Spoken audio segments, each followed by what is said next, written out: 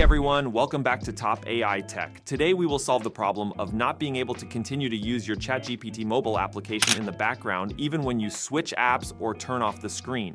If you have encountered the same problem, let's dive into how you can make the most of this feature.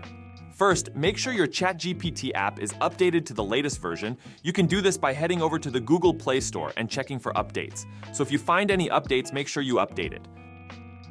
Please open the ChatGPT app and go to Settings by tapping on our profile icon or the menu icon.